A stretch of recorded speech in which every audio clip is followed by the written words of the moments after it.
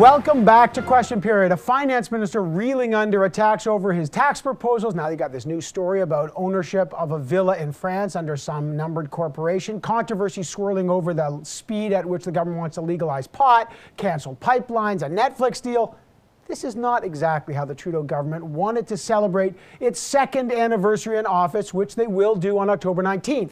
Not only that, both main opposition parties now have new leaders. Still, the economy is humming along. So at the halfway mark of their term in office, what are the main challenges confronting the Trudeau Liberals? Do they need a reboot or not? To find out, the Scrum is back. Of course, Bob Fife and Tana McCharles and Craig Oliver are all here.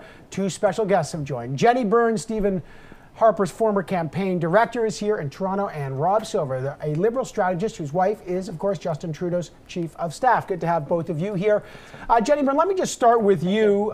2 years in, pretty high-flying years, frankly. What are the Liberals, where are they most vulnerable right now? Well, for the first time in 2 years, there's actually a sense they are vulnerable. Polling out this month, as early as this morning, have a statistical tie between the Conservatives and the Liberals. So I think as Canadians get to know this government a bit more, they're a bit uneasy. I think the small business tax hike has hurt them tremendously, much more than what people realize, as well as things like the $10.5 billion payout to Omar Khadr and TransCanada scrapping the Energy East pipeline. All right, there's lots there, of course, and you know, this is what opposition's got to do. They got to make hay on these things. Bob, Jenni mentioned tax, and that's been the big front page story. How vulnerable on tax? How vulnerable is the finance minister right now? Well, look, they shot themselves in the foot with these tax measures, and what it exposed was a finance minister who was not sharp on his feet, was unable to explain these tax measures, ended up allowing the opposition parties to gang up on him and creating what was a large protest movement out in the country where Liberal MPs are saying, stop this, stop this. Now, Morneau's going to try to save his backside now. He's going to meet the Liberal caucus on Monday. He's going to show how he's going to backtrack on this measure. But I think he's a wounded guy, and I think he's hurt his government, and it's hurt his credibility. My view is that they ran out of feet to shoot themselves in. Because remember, also the whole issue of attacking the working class, never mind the middle class or stick it to the rich. These are people who work in shops, they sell shoes, the real working class people in this country, and to stick them with being charged on their income for the kind of the discounts they get from their employers was awful, and it even got worse when later on the minister of CRA, the revenue minister, said, don't blame me, my department did it and nobody told me they were going to do it. Well, what about ministerial responsibility? So my view is one of the government's biggest problems is the management of their own government, because over 50% of the members of that cabinet have never been in politics and don't seem to have a nose for trouble. Okay, you're batting cleanup. That's a lot. Boy, I've missed doing this, Evan. A couple of things. First off, Stephen Harper on his 2-year anniversary after the 2011 election was at 26% in the polls. So just a bit of context. Governments don't usually go up right after an election. They go down, and then there's time to clean it up before an election campaign. The government's gotten the big things right. The IMF came out this week and revised their forecast. Canada is projected to have the best performing economy in the G7 this year. And it's not just the number, it's jobs. 350,000 new jobs have been created since they took office, mostly full-time. Canadians have gotten a raise, 2% increase in payroll. Those are all good things. Those are big things. Other big things they've done, CPP reform. People thought, I remember watching the show from at home, none of you guys thought they were going to get that done with the provinces. There's going to be a generation of retirees are going to have a better retirement. In terms of the child benefits, 300,000 kids aren't living in poverty anymore. So those are big milestones, big achievements they'll be able to run on. They're like any other government. There are good days, there are bad days, there are better weeks, there are worse weeks. But I think overall they're well set up. But Jenni, you wanted to weigh in on this. I just want to go one. There's lots of issues here. But the tax issue is the one that we're going to hear most about in the coming weeks. And how do they get out of that hole?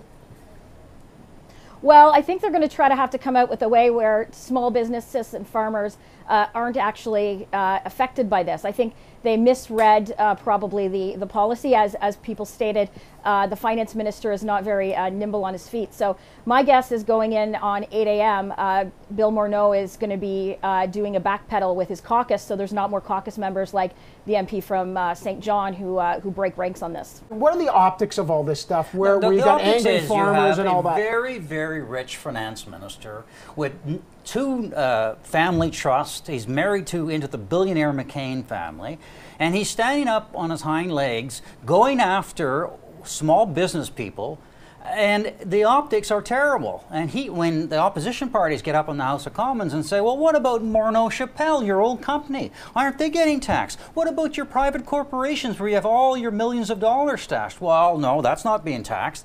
If you've got a finance minister that can't defend himself when it appears he's going after ordinary working people who are running small business, you got trouble. Well, they ran saying tax fairness. They attracted progressives, Tonda, on the left by saying we're about fairness, the tax on the 1%. And they did. Have they lost that? They did a piece of that. They did a big piece of that in raising taxes on the top 1% and giving more money to the lower income levels through the Canada Child Benefit.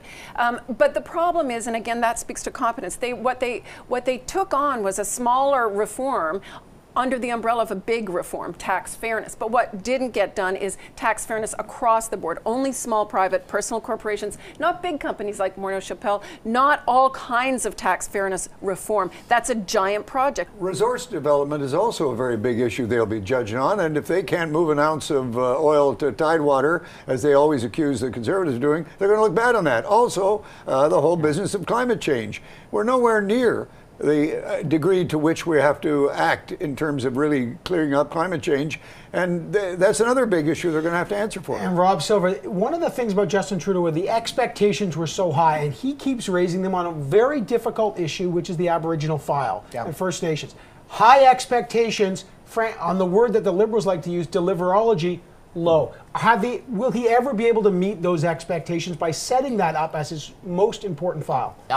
It's going to take time. We didn't get to where we are in terms of our relationships in the state of First Nations Aboriginal relations in this country in one mandate. It's not going to be fixed in one mandate, but with the changes to structure, with Jane Philpott moving into a new ministry, of course, that's a huge priority and it's a huge challenge to deliver on that. I would just say Jenny probably remembers this too, but I mean, Prime Minister Harper used to always privately say to people that really he thought that he had the greater portion of the Canadian public on side in terms of trying to tackle the Aboriginal questions. They also sought results and outcomes, better outcomes. But is that a question that people will vote on, and will it be a decisive one? I'm not sure. I think it is true that, you know, maybe Jenny might have liked a campaigner like Justin Trudeau in the last campaign than a campaigner like Stephen Harper. He can't be underestimated in that regard. Right, Jenny, but there's new leaders. Does Andrew Scheer have the chops? We don't know yet. They're all new. Jagmeet Singh, they're both new. Do they have the chops to take on suddenly the guy who went from the new guy to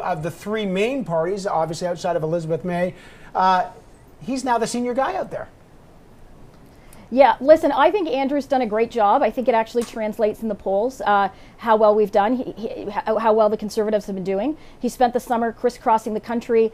He and his main critics have been holding the Liberals to account on the tax issue. So I truly believe Andrew will hold his own. Jagmeet Singh, I think we're going to have to see. I think there's a lot of expectations. He's coming in with very high expectations, and frankly, he had a couple missteps. The one most notably being the interview with. On another network right after he was elected leader, where he seemed completely unprepared. I also find that not once have I ever heard him talk about jobs in the economy, which, to our point on this whole panel, seem to be the 2 main issues that are of concern to Canadians. Look, flash is important. Mr. Trudeau has got charisma. He's a star. Mr. Singh has the same charisma, it looks like. Not so much for Mr. Scheer, but the issue here is always policy. You got to put something in front of people, and if they put good policies, people will react to it. When Stephen Harper won, it was because he put policy on the table, and the Martin Liberals did not. All right, there's lots of time. This is the one thing. This is just the 2-year mark. In politics, 1 week is a long time. The anniversary party. Who's predicting? All right, I got to close down there, but Parliament will return tomorrow for 3 weeks. As we said, the Liberals are holding that special caucus meeting early tomorrow morning. I think Finance Minister Bill Morneau will addressing the caucus to talk about taxes. Probably, no doubt, address that controversy. The squealing reverse sign of the car. Well, even Rob, there is probably a little reverse gear going on. We'll be watching that closely. Thanks to all of you for watching, and thanks to all of you for joining us today. We will be back here in 7 short days.